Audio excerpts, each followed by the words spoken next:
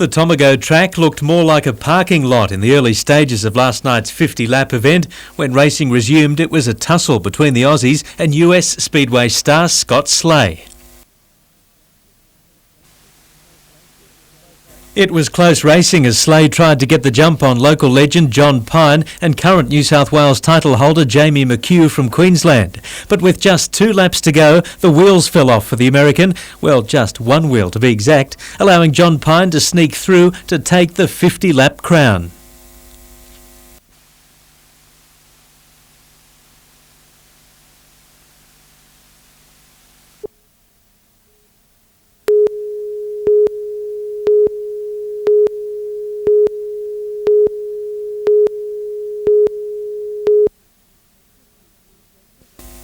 Rescue crews worked for more than an hour to free 5 people from the wreckage of their vehicles after the accident north of the Karua Bridge.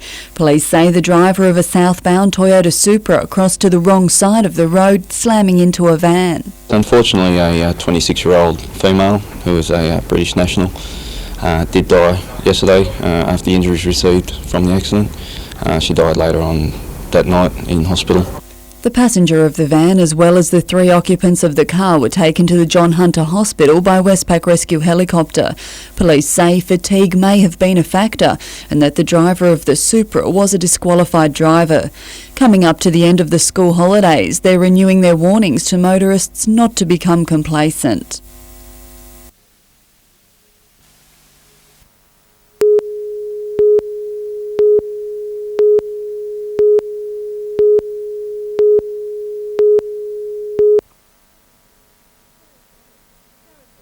Sharon Denham was the first person to discover her mother's body in her Vine Street home last May. The 52-year-old had been strangled, a stocking used to kill her still tied around her neck. Revisiting the gruesome details of her death at Newcastle Court today, Sharon was there to offer support to the man charged with her mother's murder, her de facto husband, Anthony McKenny. The father of her 2 children was charged with Denham's murder last month after police alleged he killed her because she discovered him trying to rob her of insurance money she was owed to replace a stolen car. Today, McKenny was also charged with conspiring to pervert the course of justice after police further alleged he produced a false alibi with the help of another man during the course of their investigation. That man is expected to appear in court next month on a similar conspiracy charge. Helen Kapelos, NBN News.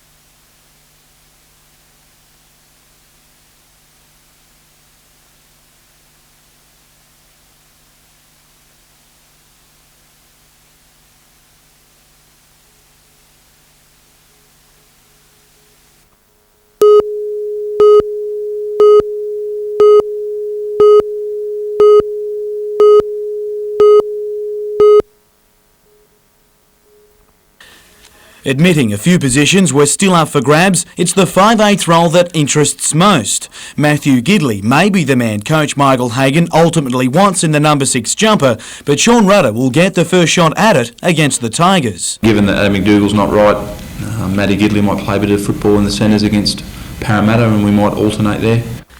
And it's versatility that Hagan is looking for in some players, including new signing Julian Bailey. Bought as a back rower, he'll spend time in the back line as well. He could find himself playing as a centre at different times, whether that be in the trials or at later stages in the year. That suits Bailey, who continues to impress on the training paddock. I think I've been training personally very well, and I'm happy with the way I'm going. Yeah, I feel pretty fit, maybe even the fittest that I've felt over the last 3 years. So. The 20-player squad for the Tigers trial on January 27 at Coffs Harbour doesn't include the 4 Kangaroos. However, Hagan will play both Andrew Johns and Matthew Gidley against Parramatta a week later at Maitland. The Tigers trial is more for the new signings and some older faces to show how it's done, including Robbie O'Davis. Well, he needs to just get some of the rust out of the system and get back to playing, and the only way he can do that is playing footy. Jim Callanan, NBN News.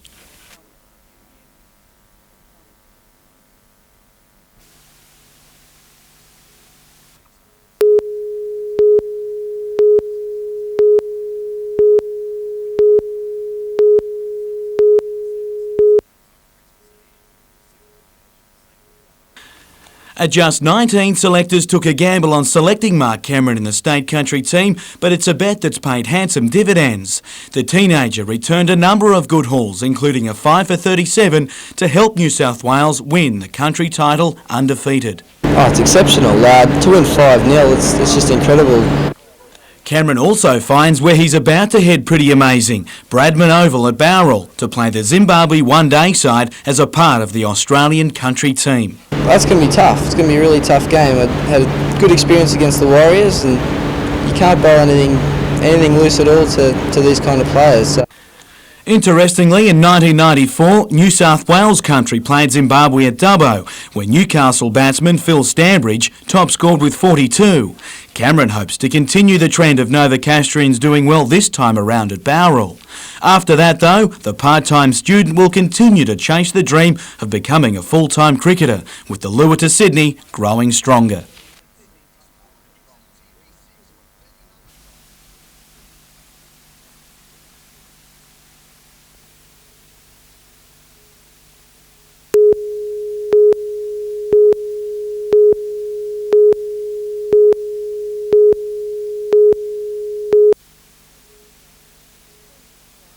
Friends describe Glenn Thompson as a happy-go-lucky guy who dearly loved his 2 young sons.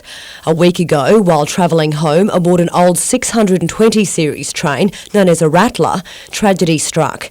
Glenn was standing at an open door having a cigarette when he leant out and was struck by a signal pole which killed him instantly. Unlike modern trains, the Rattlers don't have doors that lock when the train is in motion. 4 years ago they were supposed to phase him out. I don't know what they're doing about it now. My son's got to be killed. I hope he didn't lose his life because of this. Opposition leader Kerry Chikarovsky was in Maitland today to launch a petition directed at the Carr government to replace the 1960s vintage trains, which have a 30-year lifespan.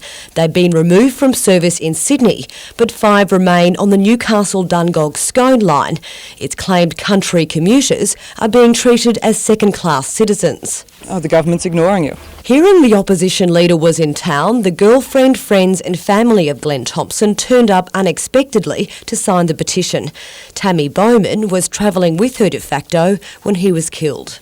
They need to be upgraded or off the rails. My kids have lost a father through it all, and it's just like, what if it was somebody else? Vanessa Trezise, NBN News.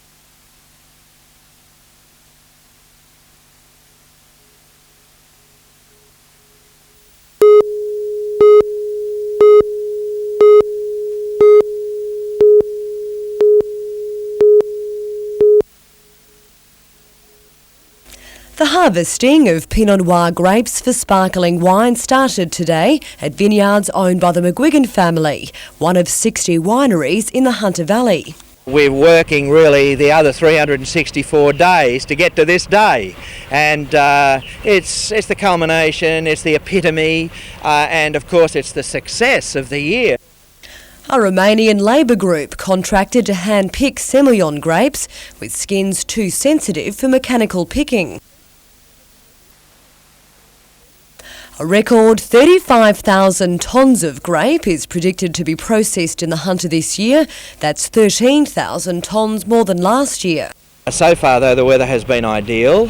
This recent heat wave that we had has meant that the fruit has come to maturity pretty quickly, and that's why we're all starting this week.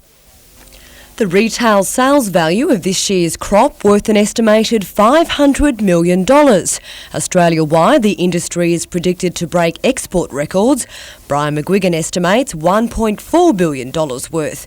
His main markets, the UK, the US, New Zealand and Canada. Hunter Vignerons now gearing up to take on markets in Germany, Holland and Scandinavia. In just 8 years, Australia has gone from being the 10th biggest supplier of wine to the UK, now to the second behind France.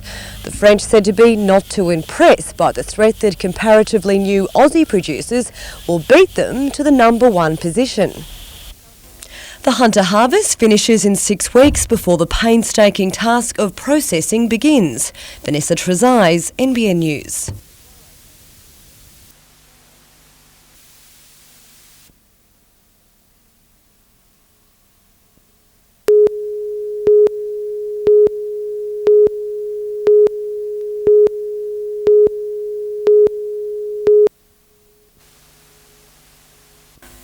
West Australian Helen Beattie is the country's #2 ranked amateur, but tips from a local are always helpful, and former Newcastle trainee Trent Berry did his bit today. It was the putter she needed a bit more help from though, settling for an opening round 77. Third last year, Rebecca Coakley had an up and down day as well, with the South Australian 3 over for the day. Playing partner and Royal Canberra-based player Nikki Campbell, though, was having a better day of it during her round.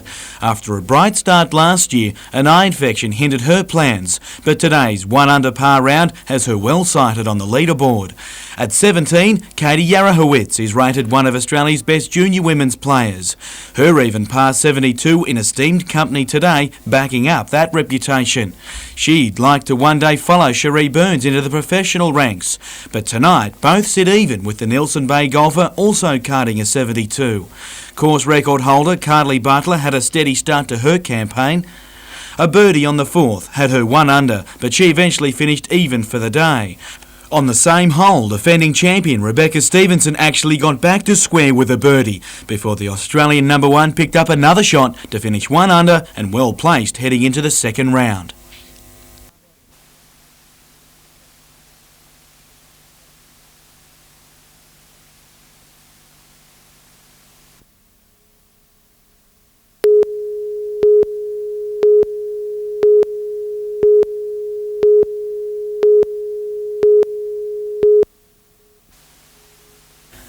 A busy time for the Glendale Centre, and the same can be said for Angela Sheehan. Fresh from Australian Road Relay Team selection, the versatile middle distance runner is gearing up to qualify for her ultimate goal, the national cross-country team. Cross-country is what I really love in long distance running, and the cross-country world titles is just such a big event.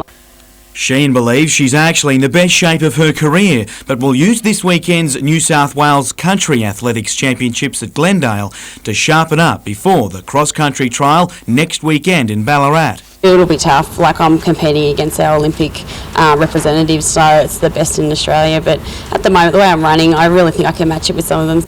If she makes that squad, it's off to Ireland next March for the Worlds.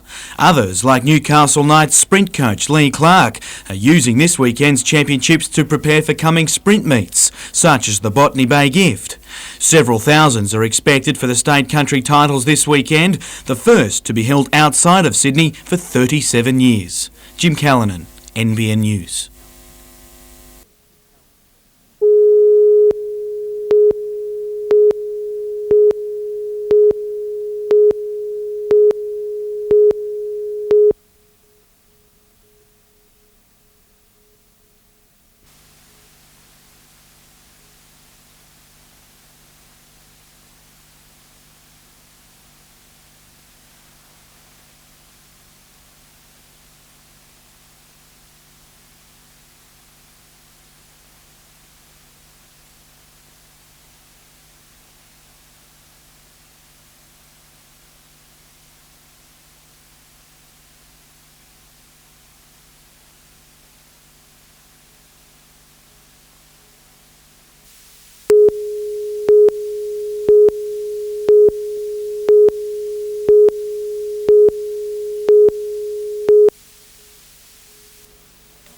ComSteel was more like a ghost town than a steel mill today, workers having voted early this morning to walk off the job for 48 hours.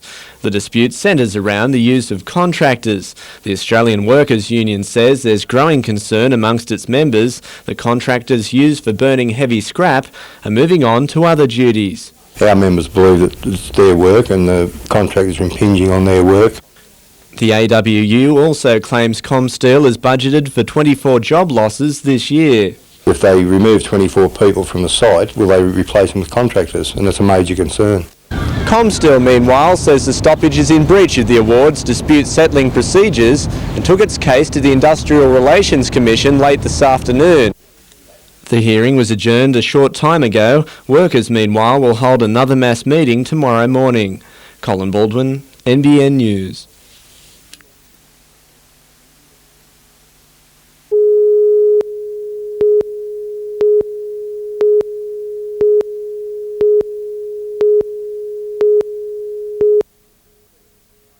It's a disease that's claimed tens of thousands of head of stock, scores of human lives, and only recently forced the withdrawal of tinned meat product from Europe off Australian shop shelves. However, if Newcastle University lecturer Professor John Fisher is to be believed, mad cow disease is an exaggeration and at best misunderstood. A lot of scientists in the UK are looking at alternative explanations. There's some very interesting papers on that. If anybody wants references, they can get in touch with me. Professor Fisher recently spent 2 months at a veterinary unit in Utrecht in the Netherlands, studying BSE, or so-called mad cow disease. If you look at, the human side of the, catastrophe, tragedy, it is that. There's no doubt about it.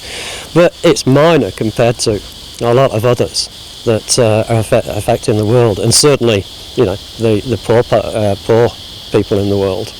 Of major concern to the professor is the ban on blood product from Britain. The cost, he says, of the shortage of this will far outweigh what he says is the remote possibility of a donor having infected blood. Matt Carden, NBN News.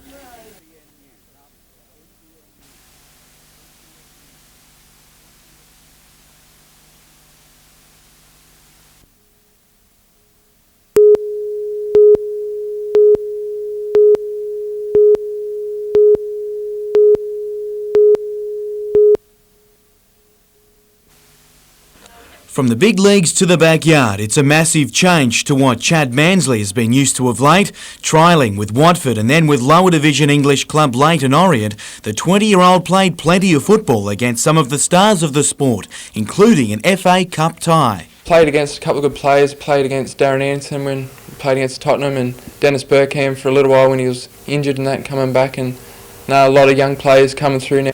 Rejecting a contract offer with Leyton Orient, the 20-year-old would prefer to establish himself in the NSL with Newcastle, where he was a junior and made his top-grade debut last season. So far I spoke to Lee yesterday and it seemed fine, so hopefully we can work things out and with Lee and the management and go from there. Ultimately, it's a decision for Newcastle United management, but the club's policy of late has been no more buying, even though it wants to build a team made from homegrown talent. The young striker can't wait until next season for a signing. I'd want to play now because what I've learned, I don't want to lose things, so if I can't play here, I'll probably have to look elsewhere. United, meanwhile, play the Melbourne Knights tonight, searching for a much-needed win.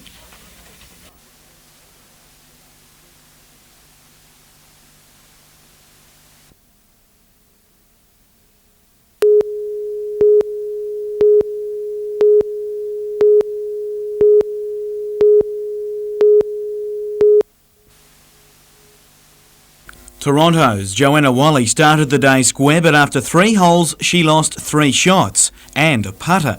Forced to use a driver for the rest of the round on the greens, she didn't drop a further shot for the day. Playing partner in the best placed local Julie Swanson was even all day. After an opening round 75, Rebecca Coakley needed something special to get her out of trouble. Putts like this didn't hurt, as last year's third place getter carded a 73. Helen Beattie also needed help, 5 over at the start. The Australian number 2 ranked amateur chipped a grade out at the 9th before holing the putt and turn it 2 under for the day, but she had to settle for even at the clubhouse.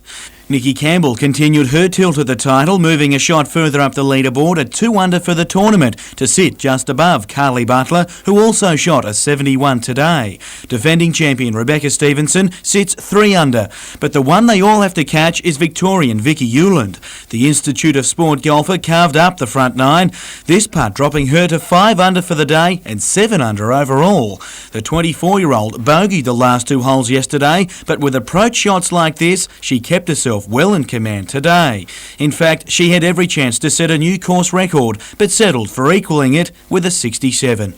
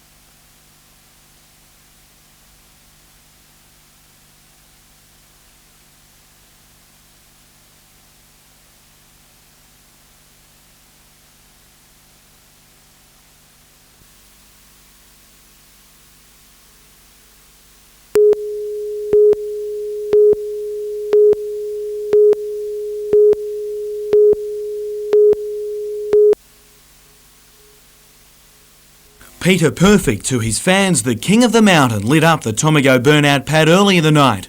And unfortunately for Rob Carrick, it caught on in the feature Super Sedan final. With American Scott Slay in control, Ron Pine was laying down the challenge, but his move forward came unstuck as well. It wasn't the only one. Furious with Nick Girdlestone, the Australian champion wanted to talk it over, but Girdlestone wasn't stopping for anyone. Girdlestone was ejected from the race, which, when it continued, showed a new generation racer in Luke Pine strut his stuff. But the teenager couldn't reel in Slay, who won again. To the pure form of horsepower, and it was the final of the 40th Maitland Intercity Pace. Number 10, the winner, Magical Mike, from Barcode and Our Benefit.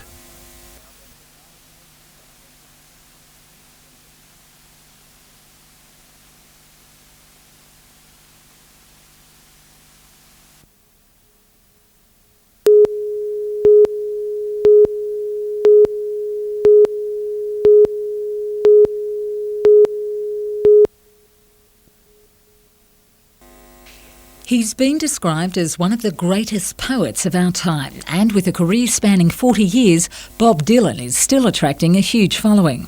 Dylan's Australian tour will cover all the major cities and, for the first time, a few regional venues, including Newcastle and Tamworth. When doors opened for business at the Newcastle Entertainment Centre today, there was a long lineup of fans. Some had slept on the doorstep overnight to secure the best seats for the March 24 concert. In the first 2 hours, a record 2,500 tickets were sold.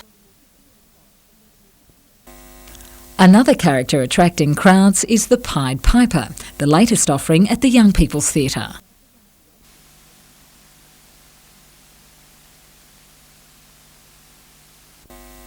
The School Holidays Show is a new musical based on the old fairy tale. The central character wielding his power over Hamlin's rascally rats with his magical flute. The Piper is playing all this week at YPT's Hamilton Theatre.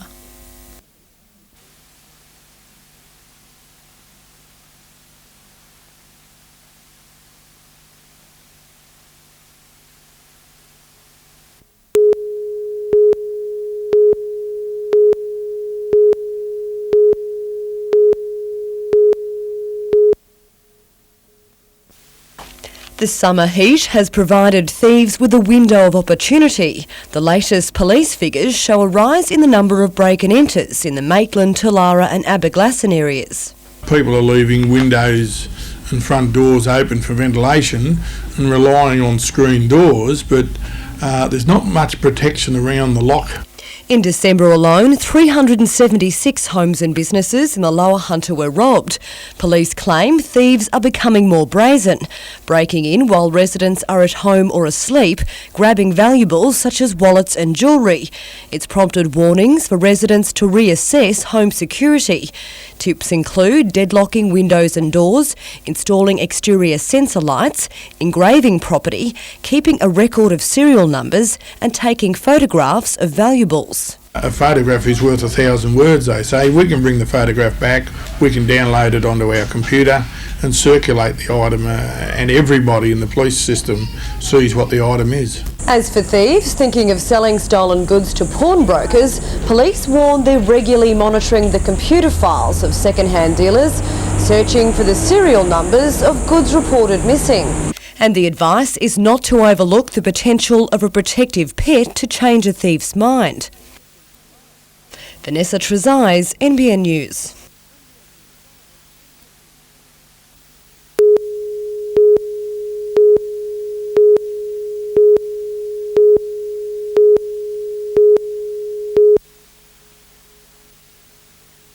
While the Grand Prix will be a much shorter meet by comparison to the Country Championships, the weekend's titles were still a great guide to what still has to be done to ensure everything runs smoothly on February 3. I think this is actually the first time that the Grand Prix has actually been held outside of a capital city, so it's a real test for us.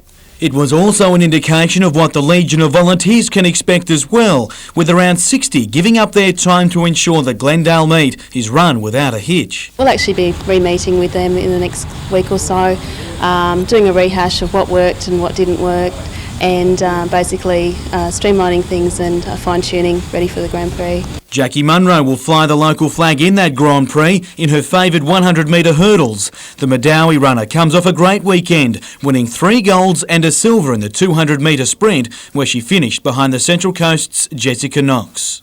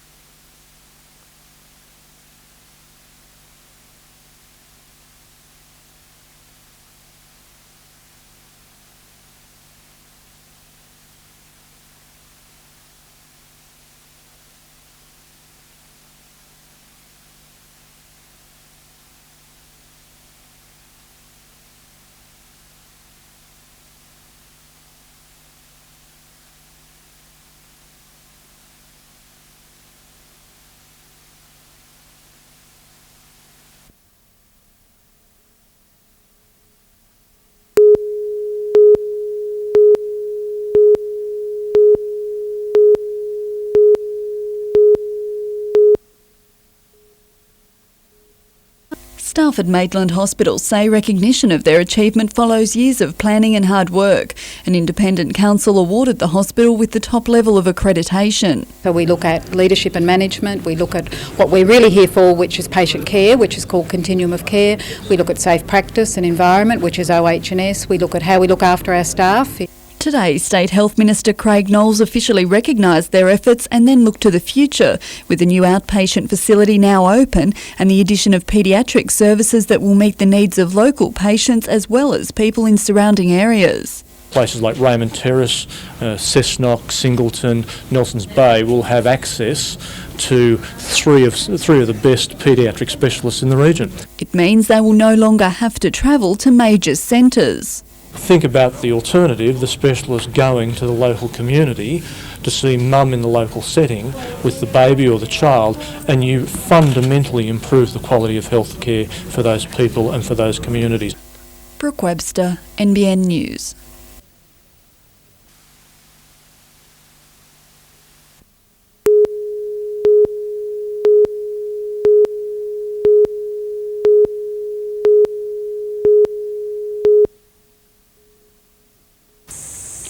While it was almost 20 minutes before emergency services personnel reached the Bucker Road accident scene on Saturday, there is doubt a faster response could have altered the tragic outcome. The first person on the scene, a local farmer, found the driver trapped, unconscious and with massive head injuries. Then, as he tried to pull her free, a fire erupted that forced him to helplessly retreat. The family of the victim, 31-year-old Karen Shelley Reynolds, is still coming to terms with her death, but told me today they're satisfied nothing else could have been done to save her life. The tragic accident, though, has exposed a long simmering row between the Rural Fire Service and the Fire Brigade over demarcation lines. There are artificial boundaries. It makes no sense to the average citizen. It certainly makes no sense to the average firefighter. Something has to be done about it. When the 000 call was received at the Fire Brigade's Newcastle Communications Centre, 3 local Rural Fire Service crews were paged and scrambled. Despite this one being based just 2 kilometres away, it took almost 20 minutes for the first to arrive. All the time, fire brigades at Woolgoolga and Coffs Harbour, ready to respond immediately, were left to listen in, hamstrung by a Rural Fire Service demarcation line which prevents them responding to rural emergencies. The Rural Fire Service has been forced to launch an inquiry, independent of a coronial inquest into Shelley Reynolds' death. It would be a sad reflection on emergency service administration if demarcation determined a response. The Commissioner says he wants to ensure appropriate help should always be scrambled to such emergencies, regardless of where they happen. The union agrees. So long as these pedantic games go on, lives will remain at risk. Graham Singleton, NBN News.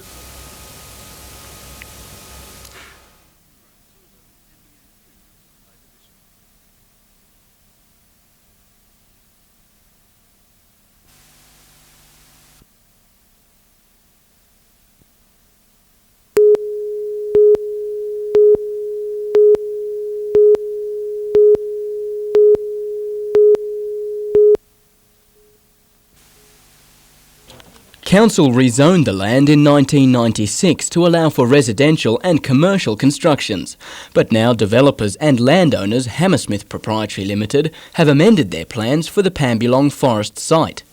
They claim their new plans for up to 3,000 home sites and a commercial centre will be more environmentally friendly. Council considered a revised development proposal and has subsequently endorsed a further rezoning of the land based on ecological sustainable concepts. The development is believed to be one of the largest in the state to use community title subdivision, which means homeowners, not council, manage the open spaces and roads in the development area. The development control plan goes up for public exhibition next month. Meanwhile, Lake Macquarie Council's Strategy Committee moved last night to approve brothels in commercially zoned areas. Current regulations restrict them to industrial zones. The issue will be put forward next week at a full council meeting. Adam Harper, NBN News.